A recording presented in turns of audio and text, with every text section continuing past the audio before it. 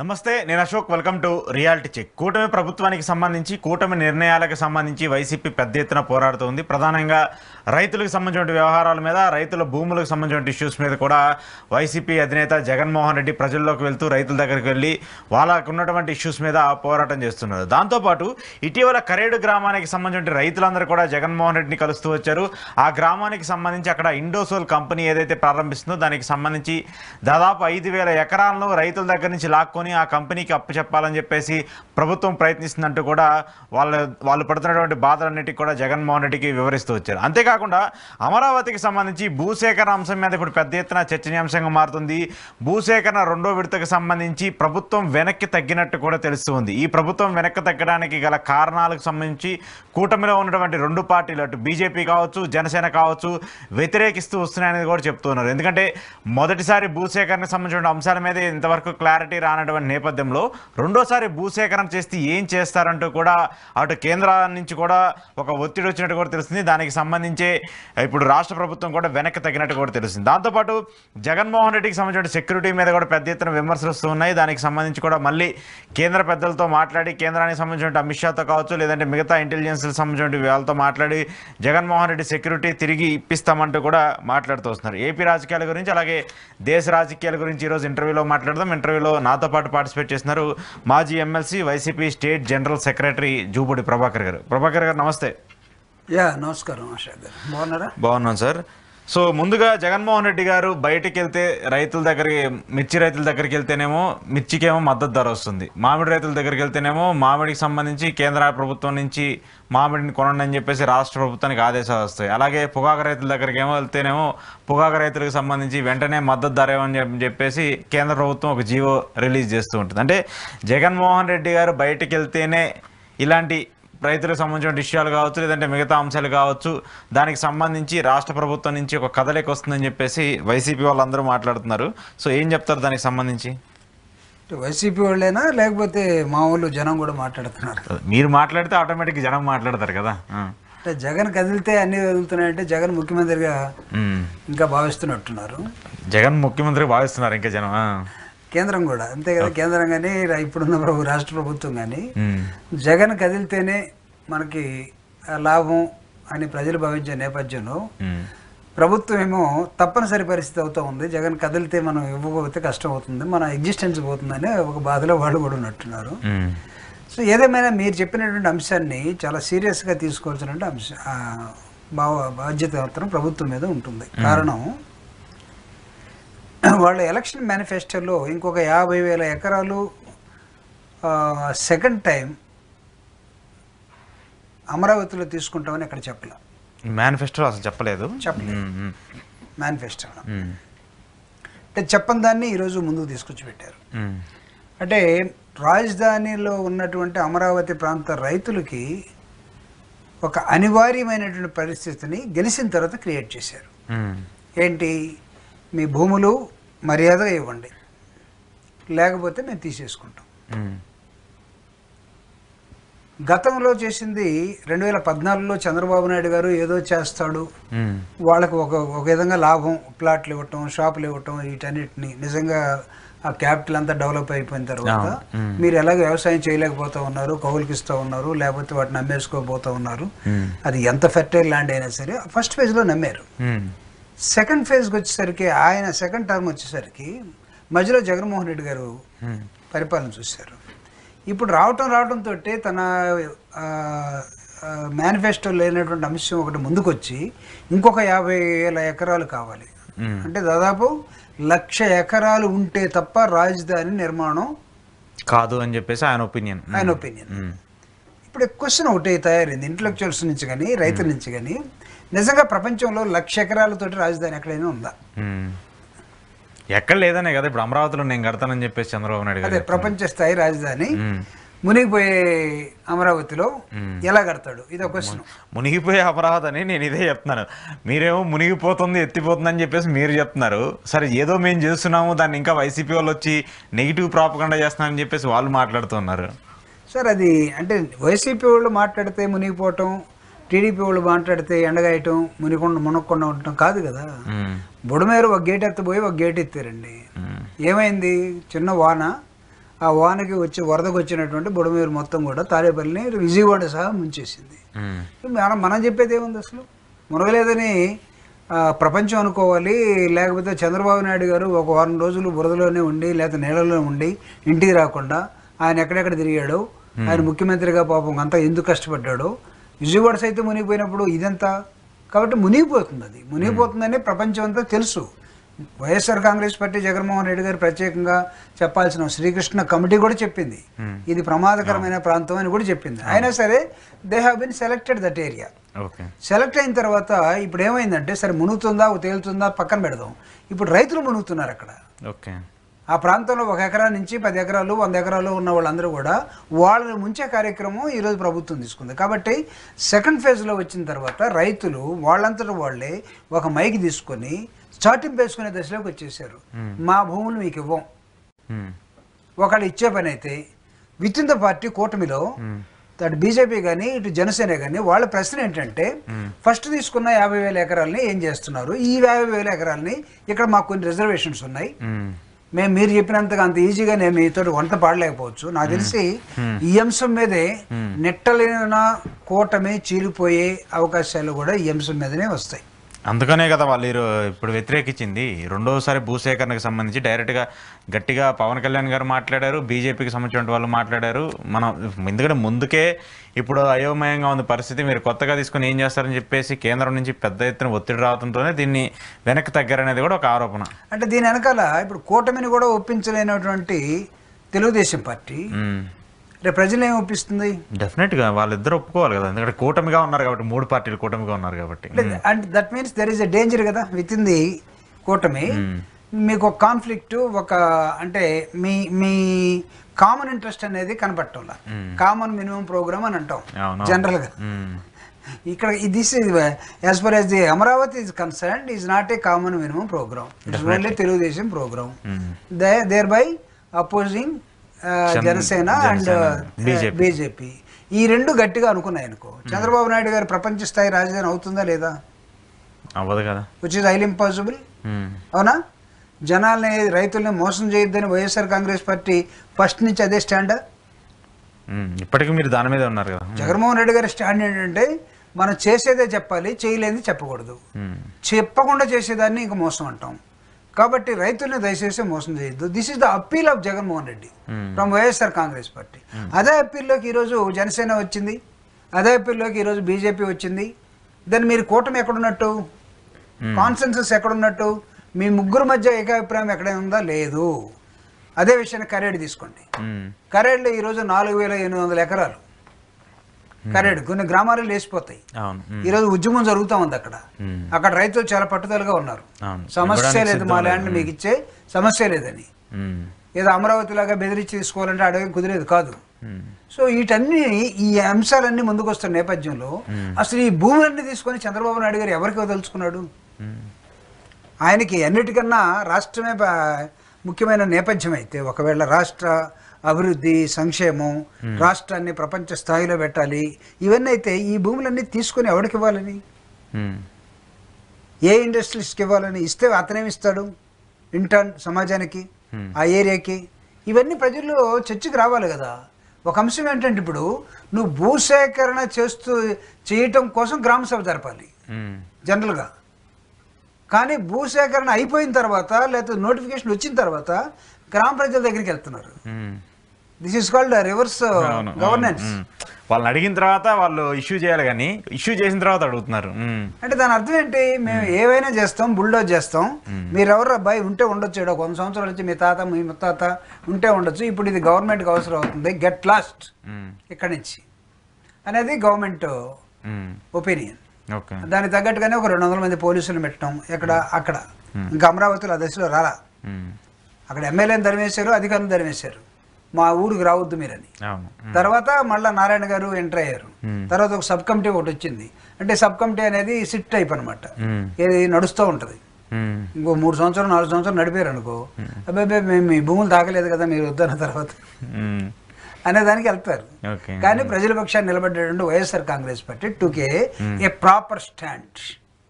రైతుల్ని మోసం చేయొద్దు, వాళ్ళ భూముల్ని వాళ్ళ కాలనీల్ని వెకేట్ చేసే మార్గాలు చేయొద్దు. అనేది వైఎస్ఆర్ కాంగ్రెస్ పార్టీ కరేడ్లో జరిగిన, అమరావతిలో జరిగిన YSR it has taken a firm decision from the side of the people. Okay okay okay సరే, ఇంకొకటి మెయిన్ ఫ్యాక్టర్ ఏంటంటే ఇప్పుడు సరే కూటమికి సంబంధించి మీరు ప్రశ్నిస్తున్నారా ప్రభుత్వాన్ని, ప్రభుత్వం చేసేటువంటి తప్పులను ప్రశ్నిస్తున్నారా, లేదంటే ప్రతిపక్ష పార్టీగా మీరు ప్రశ్నిస్తున్నారు. కానీ ప్రతిపక్ష పార్టీని ప్రశ్నించే సిచ్యువేషన్కి వచ్చినప్పుడు టీడీపీ మినహాయిస్తే మిగతా ఎవరు కూడా మాట్లాడలేదు. అటు జనసేన మాట్లాడలేదు, బీజేపీ మాట్లాడలేదు. జనసేన అంటే అప్పుడప్పుడన్నా పవన్ కళ్యాణ్ గారు వచ్చి కొంచెం అడపాదడప మాట్లాడుతున్నారు. బీజేపీ అయితే ఫుల్లీ సైలెంట్. వాళ్ళు ఉన్నటువంటి 8 మంది ఎమ్మెల్యేలైనా, ఎంపీలైనా, కేంద్ర మంత్రులైనా అసలు జగన్మోహన్ రెడ్డి పేరు ఎత్తడానికి కూడా వాళ్ళు ఎందుకో మరి ఏం జరుగుతుందో తెలియదు కానీ వాళ్ళైతే సైలెంట్గా ఉన్నారు. ఇంకో విషయం ఏంటంటే జనసేనకు సంబంధించి కావచ్చు, టీడీపీకి సంబంధించి కావచ్చు, ఆ పై లెవెల్ వరకు బాగానే ఉన్నారు. కిందకు వచ్చేసరికి మాత్రం కొట్లాట్లు ఇవి జరుగుతున్నాయి. ఇటీవల శ్రీకాళహస్తి ఇన్సిడెంట్ లాంటిది కూడా మనం చూస్తూ ఉన్నాం. ఏం చెప్తారు దీనికి సంబంధించి? అంటే మీరు ఫస్ట్ అడిగిన ప్రశ్న బీజేపీ వాళ్ళు వైసీపీకి అండగా ఉన్నట్టు, లేకపోతే వైసీపీ వాళ్ళు చెప్పిందే కరెక్టే కదా, అందుకని కూటమిలో మనం వాళ్ళు కూటమిలో ఏది చెప్తే దానికి తలొప్పడానికి వీలు లేదు, ఇదే కదా ఫస్ట్ ప్రశ్న. అదే బీజేపీ ఎందుకు మాట్లాడలేదు సరే? జగన్ అంటే ఎన్నికల ముందు మాట్లాడినంత అడ్వాంటేజ్గా, అంత ఫైరింగ్గా ఇప్పుడు ఎందుకు మాట్లాడలేదు? ప్రశ్న అట్లీస్ట్ కూటమిలో ఉన్నటువంటి అంశాలను, అంటే ఇప్పుడు సూపర్ 6 అయినా కావచ్చు, ఇలాంటి అమరావతి ఇష్యూస్ అయినా కావచ్చు, మిగతా అంశాలైనా కావచ్చు, దాని గురించి మాట్లాడాలి కదా. అంటే ఈ మధ్యకాలంలో మాధవ బీజేపీ ప్రెసిడెంట్ అయిపోయిన తర్వాత ఆంధ్రప్రదేశ్కి, ఆ సందర్భంగా వైజాగ్ నార్త్ ఎమ్మెల్యే విష్ణుకుమార్ రాజు గారు ఒక మాట అన్నాడు, ప్రతి దానికి కూటమిలో మనం లేస్తే ఆఫ్టర్ ఆల్ మీరు 5%, ఆఫ్టర్ ఆల్ మీరు 5%, నాకు తెలిసి మామూలుగా వాళ్ళు 1%, 2%, అంతకంటే తక్కువ 0.8%, కానీ పాపం 5% స్టేటస్ కూటమి ఇచ్చినట్టుంది. కానీ అది 5% మనం ఎందుకు అవుతాం? 0.5% లాగా లేదా 5% లాగా అలా కాదు. మనం వాళ్ళు ఆఫ్టర్ ఆల్ అంటూ ఉన్నారు, మనం పెద్దాన్ని వాళ్ళు చెప్పిన దాన్ని ఎందుకు చేయాలి? అసలు మనం ఎందుకు సపోర్ట్ చేయాలా? ప్రజలకు వ్యతిరేకంగా తీసుకునే నిర్ణయాల్లో మనం ఎందుకు ఉండాలి? మనల్ని ఆఫ్టర్ ఆల్ 5% వాళ్ళు ఎందుకు అనాలి? మనం అంతకన్నా ఎక్కువే ఉన్నాం అనే ఒక డిసిడెంట్ వాయిస్ బీజేపీ నుంచి బయటకు వచ్చింది. ఓకే, డిసెంట్ వాయిస్ ఎస్టాబ్లిష్ అయింది. దాని మీద చర్చ కూడా జరుగుతుంది ఇప్పుడు. అసలు తెలుగుదేశం చెప్పినవన్నీ మనం ఎందుకు కొట్టాలి? బీజేపీ వాళ్ళు కొంత కన్స్ట్రక్టివ్ ఒపీనియన్లోకి ప్రజల తరఫున మాట్లాడటం కోసం ప్రయత్నం చేయాలనే ఒక ఆలోచన వాళ్ళలో వస్తూ ఉంది. రెండవది, రీసెంట్గా నాకు తెలిసి మన నాదెళ్ల మనోహర్ గారు ఏమనుకోకపోతే మాకు కొంత రిజర్వేషన్ ఉంది ఈ మన అమరావతి ల్యాండ్ పూలింగ్ మీద, మీ ఇష్టం వచ్చినట్టు మీరు చేస్తామంటే మేము దానికి బాధ్యులం కాదలుచుకోలేదు, ఇంకొక 50,000 ఎకరాలు, ఆ తర్వాత రైతులకు వ్యతిరేకంగా మళ్ళీ ఇది, మేము దానికి సిద్ధంగా లేమని చిన్న లైట్గా ఒక టచ్ ఇచ్చాడు ఆయన. దాని తర్వాత వీళ్ళు ఒక కమిటీ ఏదో వేసుకోవడం జరుగుతూ ఉంది. అంటే మీరు చెప్పినట్టుగా బోత్ ఆఫ్ పార్టీస్ ప్రజలకి అగనిస్ట్గా పోవటం కోసం తెలుగుదేశం పార్టీ ఎక్కడైనా ప్లాన్ చేస్తే దాని నుంచి వీళ్ళు ఒక సాగ్గా చూపి బయటకు వచ్చే నేపథ్యం ఒకటి జరుగుతూ ఉంది. అంటే ఇది భూమిక తయారవుతుంది, ఇక్కడ గ్రౌండ్ తయారవుతా ఉంది. ఏది ప్రజా వ్యతిరేకమైన పోరాటం కూటమి పేరుతోటి చంద్రబాబు నాయుడు గారి గత అనుభవాన్ని, తన అపూర్వమైన 40 సంవత్సరాల అనుభవాన్ని ఉపయోగించి ఏదైనా ఒక ప్లాన్ చేస్తే వీళ్ళు ఇది ప్రజలకు ఉపయోగపడుతుందో లేదో చెక్ చేస్తూ ఉన్నారు.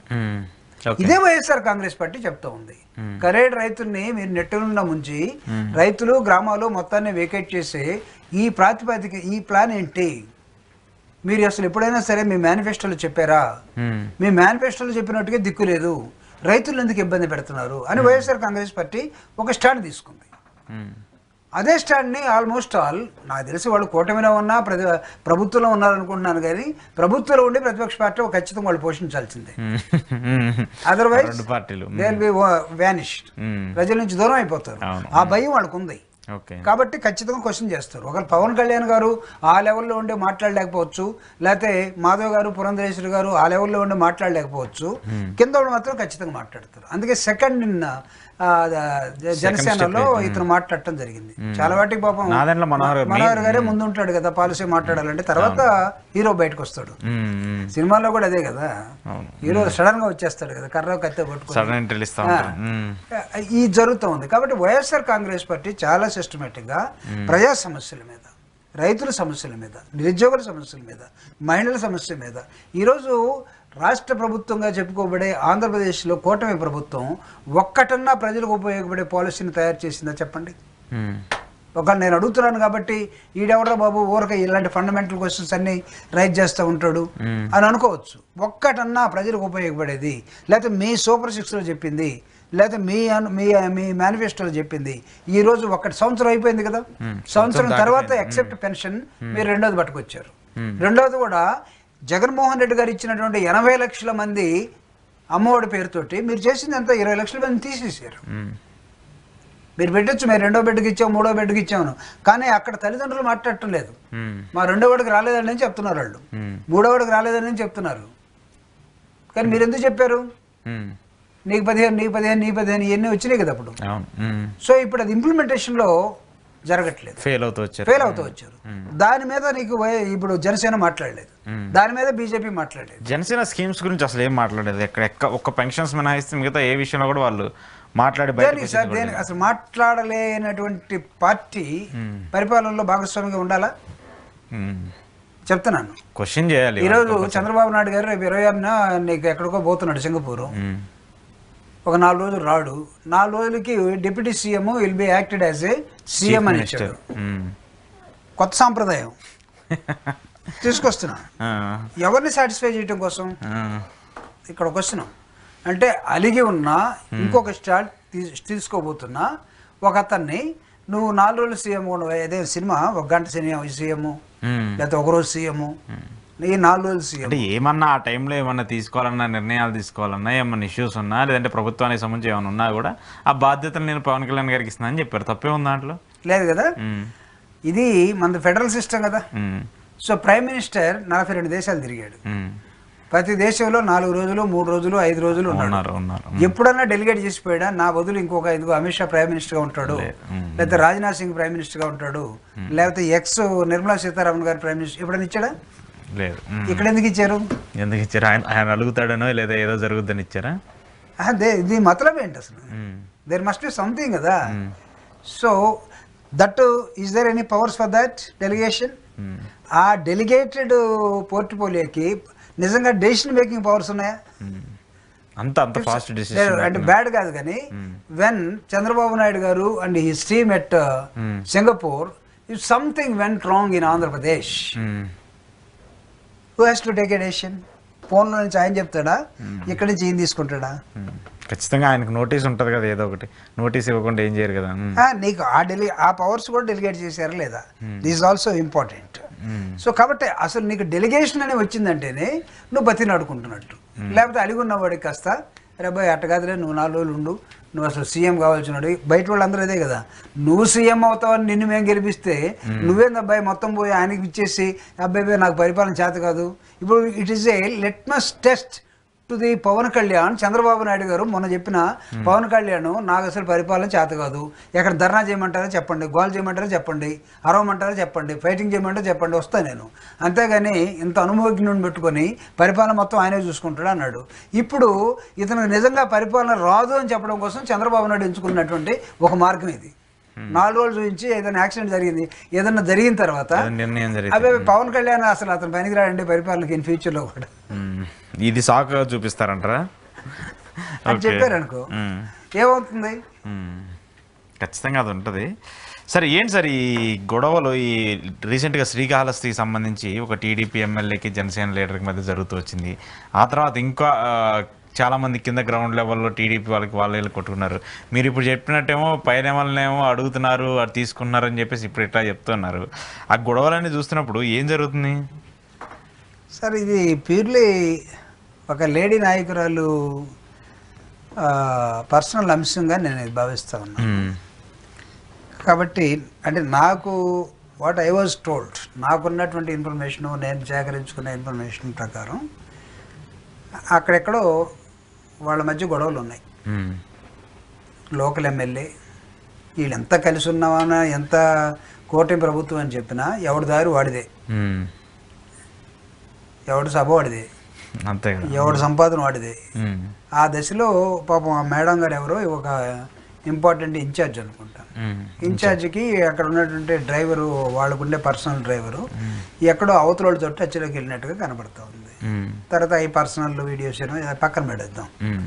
అసలు ఒక నీ సొంత మనిషిగా ఉండే ఒక వ్యక్తిని మర్డర్ చేసేదాకా వెళ్ళారంటే దాని మీద ఈరోజు పవన్ కళ్యాణ్ మాట్లాడారా? అదే కదా వాళ్ళ ఫ్యామిలీ అదే డిమాండ్ చేస్తుంది. దాని మీద చంద్రబాబు నాయుడు గారు మాట్లాడారా? లేరు కదా. ఎందుకు మాట్లాడలేదు? నేను అడుగుతున్నా. అసలు ఇది ఒక మనిషి ప్రవర్తించే తీరేనా? ఇది ముఖ్యమంత్రి డిప్యూటీ సీఎం తీసేసాడు. అసలు ఒక పార్టీకి సంబంధించి జరిగింది కదా. ఒక పార్టీకి వీరాభిమానిగా ఉన్నటువంటి పవన్ కళ్యాణ్కి ఒక వ్యక్తి ఆ మేడం గారికి డ్రైవర్గా ఉండి ఇంతకాలం నమ్ముకున్న వ్యక్తిని వీళ్ళే చంపేశారని ఒక ఆలోచన చెప్తా ఉంటే, ఇట్లా తమిళనాడు పోలీసులు చెప్తా ఉంటే దాని మీద ఏం జరిగిందనేది నువ్వు పబ్లిక్గా మాట్లాడవా ఒక అధ్యక్షుడిగా పార్టీకి? లేకపోతే అవతల నీ వ్యక్తి అతని ద్వారా ఇదంతా జరిగింది అని బొజ్జల గోపాలకృష్ణారెడ్డి గారి కొడుకు మీద ఒక ఎమ్మెల్యే మీద మాట్లాడుతూ ఉంటే నీ పార్టీ మాట్లాడదా? మాట్లాడలేదు. ఆయన బయటకు వచ్చేమో జనసేన వాళ్ళని తిడుతున్నాడు. కూటమిలో ఉన్నటువంటి ఒక ఎమ్మెల్యే ఒప్పుకోరు కదా ఖచ్చితంగా. వాళ్ళు ఎక్కడుందండి వీళ్ళ మధ్య సైక్యత? జగన్ని ఓడించడం కోసం పడినటువంటి కుట్రలో వాళ్ళందరూ భాగస్తులు అంతే. పరిపాలనలో వీళ్ళందరూ కూడా ఎవడు దారి వాడిదే. ప్రజల్ని ఎంత మోసం చేశారంటే జగన్ని టార్గెట్గా పెట్టుకొని, వైఎస్ఆర్ కాంగ్రెస్ పార్టీని టార్గెట్గా పెట్టుకొని ఈవీఎం మిషన్ని మేనేజ్ చేసుకొని అక్కడున్న వాళ్ళు అందరూ మనకి ఇంతకన్నా మంచి తరుణం రాదు. సినిమాలో చెప్తారు అద్భుతమైన తరుణం ఏదో ఏమంటా మనం మించిపోతే ఏదో ఒకటి ఉంది, ఎందుకంటే మంచి కాలం రాదు, ఇది మంచి తరుణం అని ఏదో ఒకటి అంటుంటారు. సో ఆ విధంగా జగన్మోహన్ రెడ్డి గారిని ఎన్నికల్లో భావించి తప్పుడు మాటలు చెప్పేసి ప్రజల్ని మభ్య పెట్టి మోసం చేశారు. కానీ పరిపాలనలోకి వచ్చిన తర్వాత వీళ్ళు వన్ ఆఫ్టర్ వన్ మనం చూస్తూ పోతూ ఉంటే వీళ్ళు ఎవరి మధ్య సైక్యత లేదు. సఖ్యత అనేది లేకుండా మీరు కూటమిని ఎలా పిలుస్తారు అసలు? Can I call it as a incident in Kalahasti? ఇది కూటమి ప్రభుత్వం మేము బాధ్యత తీసుకుంటున్నాను ఒక్కడని చెప్పాడా? లేదు కదా. జగన్మోహన్ రెడ్డి గారు పొరపాటున అక్కడికి వెళ్ళాడు అనుకోండి, ఎవడో ఒకడికి న్యాయం చేద్దాం అన్నట్టుగా, ఓ జగన్ రెచ్చగొట్టేశాడు, జగన్ గారి వల్ల మొత్తం రాష్ట్ర నాశనం అయిపోయింది, ఆయన లేకపోతే ఇంత దరిద్రం ఇది ఉండేది కాదు, కాబట్టి ఆయన భూస్థాపితం చేయాలని ఒకడు, తొక్కి నార తీయాలని ఒకడు, వీళ్ళంతా గతంలో వీళ్ళంతా గుంటలు తీసేవాళ్ళు లేకపోతే నారలు పోయినేవాళ్ళు మాకైతే అర్థం కాలేదు. గోంగూర పెద్దగా ఎదిగిన తర్వాత దాన్ని తీసుకెళ్లి మురికి నీళ్ళలో వేసి ఒక 15 రోజులు 20 రోజులు చంద్రశేఖర్ రెడ్డి ఎన్ని రోజులు పెడతావు నార రావాలంటే గోంగూరకి 40 days పెడతారట. ఆయన రైతు కాబట్టి చెప్తున్నాడు. 40 days నానబెట్టి తర్వాత దాన్ని నార తీసిన తర్వాత పని అయిపోలే, దాన్ని ఎండబెట్టాలి, ఎండబెట్టిన తర్వాత దాన్ని తాడు బేనాలి, తాను బేనాలంటే ఈ కాలు మీద పెట్టాలి, ఈ కాలుకి నల్లగా ఇది పడాలి, ముద్ర పడాలి, ఇన్ని పనులు ఉంటాయి. దానిలో మాత్రం పోటీ పడ్డారు, అది చేస్తాం ఇది చేస్తాం. ఇక్కడ సొంత మీ క్యాండిడేట్ చనిపోయి ఉన్నాడే మాట్లాడినట్టు దిక్కులేదు. జగన్మోహన్ రెడ్డి గారు మాట్లాడితే ఆయన్ని మాత్రం విపరీతంగా తిడతారు, ఆయన వల్ల నష్టం రాష్ట్రానికి నష్టం జరిగిపోయింది అంటారు. ఇది ఒక పరిపాలనగా మనం చూడాలన్నా? Can you call it as administration? ఇప్పుడు జరుగుతున్నది. మీకు సొంతగా మాట్లాడే మా మనుషులు లేకపోతే మా ఏరియా అనుకునే నీకు అమరావతిలోనే రైతులందరూ అడ్డం తిరిగి ఒక మైక్ పెట్టుకుని పాస్టర్ లాగా తయారయ్యి అసలు ఎవడు ఈ ప్రాంతానికి అధికారం అనేవాడు, రాజకీయ నాయకుడు అనేవాడు రావటానికి వీలేదని హుకుం జారీ చేశారు. ఎమ్మెల్యేని కూడా తరిగి కొట్టేశారు, ఆఫీసర్స్ వాళ్ళని కూడా కొట్టేశారు. సో నీకు మీరు ఎట్లా కలుస్తున్నావు అని అంటే ప్రజలకు చెప్పిందేంటి, ఇప్పుడు జరుగుతుందేంటి? ప్రజలు మోసపోలేదా మధ్యలో? అంటే మోసం చేసి గెలిచాడంటే రాజకీయ పార్టీలు ప్రజలకు అవసరం అని ఇప్పుడు తెలుసుకుంటున్నారు వాళ్ళు. జగన్మోహన్ రెడ్డి గారు ఏం చేశారు? నేను ఇంతకు తప్ప మనకు అవకాశం లేదు, ఇది మాత్రమే చేయగలం, ఇంతకన్నా ఎక్కువ చేస్తే మనం గందరగోళం అయిపోతాం రాష్ట్రమే అని చెప్పాడు. నీతి నిజాయితీమే నిలబడ్డాడు. ప్రజలేమో ఆశపడ్డారు, వీళ్ళేమో అబద్ధాలు చెప్పారు.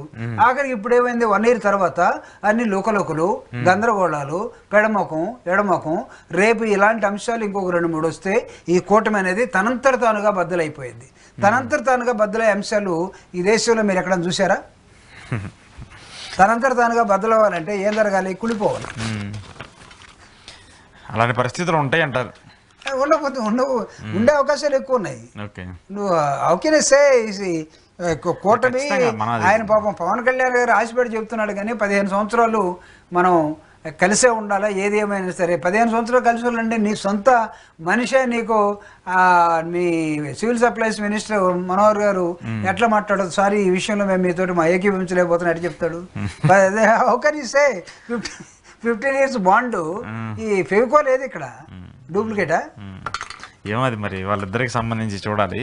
సరే, కంక్లూడ్ చేస్తూ ఒక విషయం సార్, నిన్న జగన్మోహన్ రెడ్డి గారు ప్రెస్ మీట్ పెట్టి కొన్ని కీలక వ్యాఖ్యలు చేస్తూ వచ్చారు. ఆయన చెప్పింది ఏంటంటే, మీరు ఇప్పుడు అనుసరిస్తున్నటువంటి ఏదైతే రాజకీయ శైలి ఉందో, మీరు రెచ్చగొట్టేటువంటి ధోరణులు ఏవైతే ఉన్నాయో, రాబోయే రోజుల్లో అవి మీకే చాలా డేంజర్గా మారుతాయి. నేనేం చెప్పినా, మా వాళ్ళకి నేను వద్దు అని చెప్పినా కూడా వాళ్ళు వినే పరిస్థితిలో ఉండరు అంటూ కూడా ఆయన డైరెక్ట్ హెచ్చరిక ఇచ్చేశారు. అంటే దీంట్లో కూడా ఒక సైలెంట్గానే ఒక స్వీట్ వార్నింగ్ ఇచ్చినట్టు చెప్పాలి. నిజంగానే అలాంటి పరిస్థితులు ఉన్నాయా ఇప్పుడు?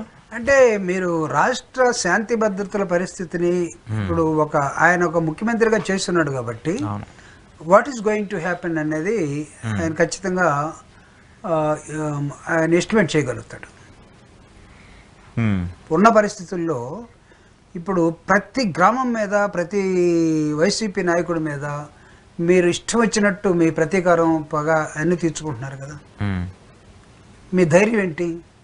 అధికారం ఉందని, అంతేగా, అధికారం ఉందని. ఎస్ఐ మీ ఓడని, ఎంఆర్ఓ మీ ఓడని, లేకపోతే అక్కడ ఉన్నటువంటి మిగతా ఎంప్లాయీస్ మీ వాళ్ళని, మేము చెప్పింది దాన్ని నడవాలని లోకల్ నాయకుడు అనుకొని ఎస్ఐలు వాళ్ళ మాట విన్నంతకాలం, ఎంఆర్ఓలు వాళ్ళ మాట విన్నంతకాలం, మండలాల్లో, నియోజకవర్గాల్లో ఎమ్మెల్యేసే సామంతరాజులు అయిపోయినంత కాలం మిగతా ఒక వర్గం ఎప్పుడు బాధపడుతూనే ఉంటుంది. ఒకవేళ బాధపడే ఒక మానసికమైనటువంటి ఆలోచనకి వెళ్ళిపోయినటువంటి వీళ్ళు రేపు పవర్ మారిందనుకో, వీళ్ళ పరిస్థితి ఏంటి? వీళ్ళకి ఏం గుర్తొస్తూ ఉంటాయి? కల్లో 5 సంవత్సరాలు పడ్డ బాధలు గుర్తొస్తూ ఉంటాయి ఖచ్చితంగా.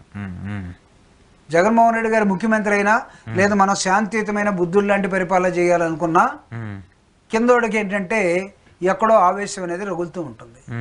రగులుతూ ఉంటే వాడు ప్రతిరోజు క్వశ్చన్ చేస్తాడు, ప్రతిరోజు తిరుగుబడతాడు ఉంటాడు. కాబట్టి అలాంటి సిచ్యువేషన్ వస్తే దానికి నేను కూడా బాధ్యుడిని కాలేకపోవచ్చు, నేను కూడా కంట్రోల్ చేయలేకపోవచ్చు. దయచేసి అంత తిరుగుబాటు వచ్చేంత వరంగా మీ ప్రవర్తన ఇప్పుడు ఉంది, మీ ప్రవర్తన మార్చుకోమని చెప్తున్నాడు. Is anticipating the coming dangerous event. అది మీ చేతనైతే మీరు దాన్ని ఒక గుణపాఠంగా తీసుకొని నేర్చుకోవాలి. మీ వాళ్ళు రెడ్ బుక్లో పట్టుకొని తిరుగుతున్నారు కదా, అబ్బాయి రెడ్ బుక్లకి ఏవి లేవు, గ్రామాల్లో పరిస్థితులు మారుతూ ఉన్నాయి, రేపు మళ్ళీ తిరిగి మనల్ని తన్నే రోజులు వస్తాయి. కాబట్టి మనం తన్నించుకోవాలనుకుంటే ఇట్లా చేయాలి, తన్నించుకోకుండా కామ్గా ఉండాలంటే మనం జాగ్రత్తగా పరిపాలించుకోవాలి. పరిపాలించడం కోసమే అధికారం ప్రజలు మనకి ఇచ్చారని అనుకోవాలి మనం. అంతేగాని కక్ష తీర్చుకోవటం కోసం, ముఠాలు కట్టడం కోసం, లేకపోతే తను చెప్పిందే వేదం అని అధికారులు నమ్మే విధంగా ఉండటం కోసం కాదనేది they must know it as a lesson. ఆ లెసన్ నీకు లేకుండా నీతోటి ఉన్నవాడిని నువ్వు నిర్లక్ష్యం చేసి, అంటే ఈరోజు నాదెండ్ల మనోహర్ గారు బాధపడిపోయి, పవన్ కళ్యాణ్ గారు తర్వాత బాధపడిపోయి, వీళ్ళిద్దరూ కలిసి మళ్ళీ కూర్చొని ఏదో ఇంకో డెసిషన్ తీసుకొని, మీరు అన్నట్టుగా బీజేపీ వాళ్ళు ఎందుకు చూస్తూ ఉన్నారు, బీజేపీ వాళ్ళు ఎందుకు చూస్తున్నారంటే ఆంధ్రప్రదేశ్ లాంటి రాష్ట్రంలో, తమిళనాడు రాష్ట్రంలో బీజేపీ వాడు చూస్తూనే కూర్చోవాలి. ఎందుకంటే ఆయనకు ఒక అవకాశం ఇవ్వడానికి దొరుకుతుందని చూడాలి. ఎందుకంటే వాళ్ళు జీరో కదా. కాబట్టి ఎవరు మంచి వాళ్ళు, ఎవరైనా గెలిచి వస్తే వాళ్ళతో మనం కూడా ఉండాలి అనే దశలోకి వాళ్ళు వస్తున్నారు. కాబట్టి దే మే బి వెయిటింగ్. వాళ్ళు కూడా అబ్జర్వ్ చేస్తున్నారు. వాళ్ళు క్లవర్ అనుకోవాలి. ఇంకా వాళ్ళు ఈ రుచిలో పడకుండా at least we can call them as a clever political party బీజేపీని అట్లీస్ట్. ఎందుకంటే waiting for chance. Jaganmohan Reddy గారు వస్తే ఆయన చాలా జాగ్రత్తగా పరిపాలన చేసుకుంటూ ఉండడం, ఆయన లక్ష్యం అంతా కూడా సంక్షేమం, డెవలప్మెంట్ మీదే ఉంటుంది, ఈ ప్రతీకారాలకు పోడు. కాబట్టి అలాంటి వాళ్ళే జనం కోరుకుంటారు. కాబట్టి వీళ్ళది అయిపోయింది సినిమా, నెక్స్ట్ సినిమా ఏది ఉంటుందో ఆ సినిమా వైపు వాళ్ళు పోతుంటారు బీజేపీ వాళ్ళు. సో కాబట్టి వాళ్ళు దానికోసం వెయిట్ చేస్తున్నారు. అది ఒకవేళ వీళ్ళు తెలుసుకోలేకపోయారు అనుకో, వీళ్ళు అసలు మొన్న మీకు పిఠాపురంలో జరిగినటువంటి మీటింగ్లో వర్మ గారికి చేసిన ప్రామిస్ ఏంటి? వర్మ గారు లేకపోతే నాకు గెలుపు లేదని పవన్ కళ్యాణ్ గారు చెప్పాడు. సింపుల్ గా 1 ఇయర్ తర్వాత మీటింగ్ పెడితే నాగబాబు గారు ఏమన్నారు, కొంతమంది అనుకుంటున్నారు ఏదో అంతా నా వల్లే జరిగిందని. అలాంటిదేం లేదు ఇక్కడ, అట్లాంటిదేం జరగలేదు. కానీ వర్మ గారికి మాత్రం అన్యాయం చేశారు చెప్తున్నా. ఇలాంటి డైలాగులు వస్తున్నాయి అనుకో, నీకు కూటమి ఉంటుందా? Suppose think that it is something like ఇది ఒక చిన్న ఫ్రూట్ అనుకుందాం. ఈ ఫ్రూట్ నీకు పండుద్ది, పండిన తర్వాత తింటారు. మీరు అలానే పెట్టారు, తింటాం చేతగా అట్లా మీకు. తర్వాత ఏమవుతుంది? ఫ్రూట్ ఇప్పారుద్ది, ఇప్పారిన తర్వాత ఏమవుతుంది? ముక్కలు అవుద్ది. ఇప్పుడు కూటమి పరిస్థితి ఏంటంటే పండిపోయిన ఫ్రూటు, ముక్కలైన ఫ్రూటు, ఈ రెండిట్లో మీ పార్టీ ఏంటో చూసుకోండి. ఇప్పుడు సరే అది చూద్దాం. మరి మీరేమో వార్నింగ్లు ఇచ్చుకుంటూ వెళ్తున్నారు, వాళ్ళేమో దానికైతే పెద్ద కౌంటర్ అయితే ఏమీ రావట్లేదు. అశోక్, ఇది జగన్మోహన్ రెడ్డి గారి సెక్యూరిటీ ఏదో ఒకటి. అవునా, అది ఏంటంటే యాక్చువల్గా జగన్మోహన్ రెడ్డి గారికి సంబంధించిన సెక్యూరిటీ మీద నిన్న డైరెక్ట్గా జగన్మోహన్ రెడ్డి గారే మాట్లాడారు. చంద్రబాబు నాయుడుకి 3 ఉన్నప్పుడు జెడ్+ సెక్యూరిటీ ఇస్తారు, లేదంటే ఇవ్వరు, మేమేమో కేంద్రానికి వెళ్ళి మాట్లాడాల్సి అని చెప్పేసిన పరిస్థితి ఉంది, వాళ్ళేమో రాష్ట్ర ప్రభుత్వానికి సంబంధించి పరిధిలో ఉంటుంది, అది వాళ్ళు చూడండి అని చెప్పేసి చెప్తున్నారు. ఏంటి అసలు ఈ గోళ?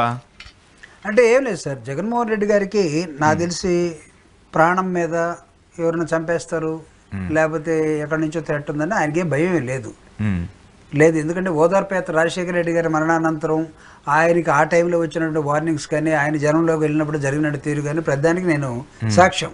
అవును, మీరు అన్నారు కదా, అటు కౌన్సిల్ నుంచి ఒక ఎమ్మెల్సీగా బయటకు వచ్చి మొట్టమొదటి వ్యక్తిగా జగన్ తోటి నడిచినటువంటి వ్యక్తిని నేను. అప్పటికి మాకు కూడా కొన్ని అనుమానాలు ఉన్నాయి, ఎక్కడన్నా ఏమైనా జనంలోకి వెళ్ళినప్పుడు ఏమైనా జరుగుతుందని చాలా జాగ్రత్తగా మేము వాచ్ చేసుకుంటూ వెళ్ళిపోయాం. ప్రజల దగ్గర నుంచి జగన్మోహన్ రెడ్డి గారికి ఎప్పుడు థ్రెట్ లేదండి. ప్రజలు ఆయన్ని ఒక ఎక్సలెంట్ బాయ్గా చూసుకుంటారు. ప్రజలు ఆయన్ని చాలా భద్రంగా చాలా ప్రేమిస్తూ పోతూ ఉంటారు. అయితే థ్రెట్ వేరే మార్గాల్లో రావచ్చు, రాకుండా ఉండదు. అంటే వాళ్ళకి ఇంటెలిజెన్స్ రిపోర్ట్ లేకుండా సెంట్రల్ గవర్నమెంట్ కానీ సెంట్రల్ ఏజెన్సీ కానీ జస్ట్ లైక్ దట్ ఉండవు. ఎందుకు చెప్తున్నారంటే మస్ట్ బి వెరీ కేర్ఫుల్ అని చెప్తున్నారు. ఈ థ్రెట్ అనేది ప్రభుత్వం దగ్గర నుంచి కూడా ఉండొచ్చు, వేరే రూపంలో, ప్రభుత్వ కుట్రలు అంటాం మనం, ఆ రూపంలో ఉండొచ్చు, లేకపోతే ఏదైనా గ్యాంగుల రూపంలో కూడా ఉండొచ్చు. గ్యాంగుల రూపంలో ప్రేమించే వాళ్ళు ఎంతమంది ఉంటారో ద్వేషించే వాళ్ళు కూడా అంతమంది ఉంటారు కదా. అంతమంది లేకపోయినా కొంత కాసుకొని తిరుగుతారు. జగన్మోహన్ రెడ్డి గారు ఇప్పుడు బయట ఒక సమస్య మీద బయటకు వస్తున్నాడంటే పుట్టలుగా జనాలు బయటకు వస్తున్నారు. వాళ్ళందరూ వైఎస్ఆర్ కాంగ్రెస్ పార్టీ వాళ్ళ కార్యకర్తలు అనుకుంటే దానిలో 10% మాత్రమే మా వాళ్ళని నేను భావిస్తున్నాను ప్రత్యేకంగా. అది ఎవరు 90%? జగన్మోహన్ రెడ్డి గారి పరిపాలన చూసి, చంద్రబాబు నాయుడు గారి వాగ్దానాలను చూసి, ఆ వాగ్దానాలు మాయలో పడి జగన్ ఓటేయాల్సింది మర్చిపోయి కూటమికి ఓటేసి, కూటమి 1 year తర్వాత ఇది కూటమి భయంకరమైన అబద్ధాలు చెప్పి బయటకు వచ్చింది. ఇది అసలు ప్రజలకు సంబంధించిన సబ్జెక్ట్ కాదు, ఇది జగన్మోహన్ రెడ్డి కరెక్ట్ అయినటువంటి నాయకుడిని భావించినటువంటి, జగన్మోహన్ రెడ్డి గారి పరిపాలనలో లబ్ధి పొందినటువంటి బెనిఫిషియరీస్ ఎవరైతే ఉన్నారో వాళ్ళు మెజారిటీ పీపుల్ వాళ్ళు కదులుతున్నారు. ఇప్పుడు వాళ్ళు కదులుతున్నారు. ఎందుకంటే పొదిల్లో జగన్మోహన్ రెడ్డి గారు టొబాకో అక్కడ ఉన్నటువంటి గిట్టుబాటు ధర కోసం వస్తే ఊళ్ళలోంచి పొలాల్లో నుంచి జనం ఆటోమేటిక్గా మా ప్రకాశం జిల్లా ఇన్ఛార్జ్ శివప్రసాద్ రెడ్డి గారు ఒకళ్ళు జనం ఎక్కడి నుంచో వస్తున్నారు పాపం, వాళ్ళు కాస్త ఒక వెహికల్ అన్నా పెట్టండి, లేకపోతే వాళ్ళు వచ్చినప్పుడు భోజనం అన్నా పెట్టండి అంటే, వెహికల్ కోసం ఒకళ్ళు 5,000 అవసరం అయితే మీరు ఒక చిన్న టిప్పర్ పెట్టుకున్నామంటే ఆ ఊర్లో ఉన్నటువంటి జగన్ గారి అభిమానులు, పార్టీ అభిమానులు ఆ 5,000 రూపాయలు వెనక్కి పంపించేసారండి. మీ డబ్బులు మాకు ఏమొద్దు అసలు, మా అంతరం మేమే వస్తున్నాం. 70,000 మందికి భోజనం అరేంజ్ చేస్తే భోజనం మాత్రమే కోరుకున్నారు వాళ్ళు. అది కూడా ఎంతమంది ఉన్నారో కూడా తెలియదు, మిగతా ఏం కోరుకోవాలా. అదేవిధంగా ఇక్కడికి వెళ్ళినప్పుడు, ఎక్కడికి సత్తెనపల్లికి వెళ్ళినప్పుడు, సత్తెనపల్లికి వచ్చినటువంటి జనం ఎవరు? పోలీసులు మొత్తం ఈ వెహికల్ వస్తుంటే ఆపేశారు. రోడ్డు మీద మనుషులు వస్తుంటే టోల్ గేట్ పెట్టారు. కానీ అన్ని వేల మందిని మీరు ఆపగలిగారా? పొలాలు వెంట పరిగెత్తుకుంటూ వచ్చారు, పొలాల వెంట జగన్ గారి కోసం, చూడటం కోసం. ఎందుకంటే ఇతను మాట మీద నిలబడ్డాడు. అది అంటే మీరు చెప్పింది ఏది జరగట్లేదు, జగన్ చెప్పింది మాత్రమే జరిగింది గతంలో, దానికి మేము సాక్ష్యం చెప్పాలనే జగన్మోహన్ రెడ్డి గారు ఆహ్వానం లేకపోయినా, ప్రభుత్వం వద్దని చెప్పినా, ప్రభుత్వం నిర్బంధాలు పెట్టినా ఆ ప్రజలు జగన్ అంటే ఎలా వస్తున్నారంటే, మేము ప్రభుత్వం డబ్బులు గతంలో ఎప్పుడు కూడా మాకు ఎవడు 10 రూపాయలు ఇవ్వలేదు, జగన్మోహన్ రెడ్డి గారు వచ్చిన తర్వాత 2,75,000 కోట్ల రూపాయలు అవినీతి లేకుండా, మిడిల్ మ్యాన్ లేకుండా, తన పార్టీ మనుషులు లేకుండా మొత్తం మాకందరికీ కాస్త కోస్త ఆదుకున్నాడు. ఆ విశ్వాసం కలిగినటువంటి వ్యక్తులే ఈరోజు జగన్ వెంట పరిగెత్తా ఉన్నారు. మీ దగ్గర మీరు మీటింగ్ పెడితే జనం వస్తున్నారా? చెక్ చేసుకోండి ఒకసారి, పెట్టి చూసుకోమనండి. అటు జనసేన కానీ, ఇంక్లూడింగ్ బీజేపీని కానీ, తెలుగుదేశాన్ని కానీ మీరు తోలకుండా, ప్రభుత్వాన్ని వాడకుండా, ఏది డ్వాక్రా మహిళలు ఈ బ్యాచ్ కాకుండా మీరు ఒకసారి పెట్టుకు చూసుకోండి. జగన్మోహన్ రెడ్డి గారికి మీరు ఇచ్చిన పర్మిషన్ ఎంత? 3 వెహికల్స్, 100 మంది వెహికల్. 500 మంది అంటారు, 100 మంది అంటారు, వాళ్ళు లిటరల్లీ 100 మందే. కానీ 5,000 మంది పోలీసులు భద్రతకు వచ్చారు. అంటే దాని అర్థం ఏంటి? మీకు జగన్ వెనకాలలో దాదాపు 1,00,000 మంది వస్తారంటేనే కదా 5,000 మంది పోలీసులు వచ్చింది. 1,00,000 మంది వచ్చే నాయకుడు, ప్రతిపక్ష నాయకుడు ప్రజల తరఫున పోతా ఉంటే మీరు ఆంక్షలు పెట్టాల్సిన అవసరం ఏంటి? ఆయన నిర్బంధించాల్సిన అవసరం ఏంటి? ప్రజలకి మీరు చెక్ పోస్టులు పెట్టాల్సిన అవసరం ఏంటి? గ్రామాల దగ్గర మీరు పోలీసులు పెట్టాల్సిన అవసరం ఏంటి? అంటే మీరు నిర్బంధంలోకి వెళ్తున్న నిర్బంధాన్ని ఛేదించుకొని వస్తున్నటువంటి ప్రజాభిమానమే జగన్మోహన్ రెడ్డి గారి పోరాటం. ఓకే, జగన్మోహన్ రెడ్డి గారికి ప్రజల తరపున ప్రజల నుంచి ఎక్కడి నుంచి ప్రాబ్లం ఉండదు. నేను చెప్తాను, రాసుకోండి. ఒకవేళ థ్రెట్ ఏమైనా వచ్చిందంటే అది ఎక్కడో కుట్ర జరిగి ఉండాలి. ఆ కుట్రకి కారణాలు ఎవరో కూడా ఏమైనా జరిగితే అప్పుడు తెలుస్తూ ఉంది. కాబట్టి ఇప్పుడు మేము జగన్మోహన్ రెడ్డి గారు ఎక్కడైనా ఏదైనా జరుగుద్దని భయపడిపోయే అంత పిరికివాడు కాదు. రాజశేఖర రెడ్డి గారి మరణానంతరం ఢిల్లీలో ఉన్నటువంటి సొంతగా కాంగ్రెస్ పార్టీ, ఆంధ్రప్రదేశ్లో ఉన్నటువంటి జగన్మోహన్ రెడ్డి గారికి వ్యతిరేకంగా తయారైనటువంటి కాంగ్రెస్ పార్టీ, కలిసిపోయినట్టు తెలుగుదేశం పార్టీ, వీళ్ళిద్దరు కలిసి ఎన్ని కుట్రలు పడినా జగన్మోహన్ రెడ్డి గారు ఎక్కడ కూడా వెనకడుగు లేదు. ఓకే, వెనకడుగు లేదు, ఆయన లేదు. కానీ సెక్యూరిటీ సంబంధించి మాత్రం మాట్లాడుతున్నారు. మరి దానికి సంబంధించి ఏమొస్తుంది ఏంటో కూడా చూద్దాం sir. Thank you sir, thank you very much. ఇది ఈరోజు జూపూడి ప్రభాకర్ గారితో స్పెషల్ ఇంటర్వ్యూ. చూస్తూనే ఉండండి రియాలిటీ చెక్.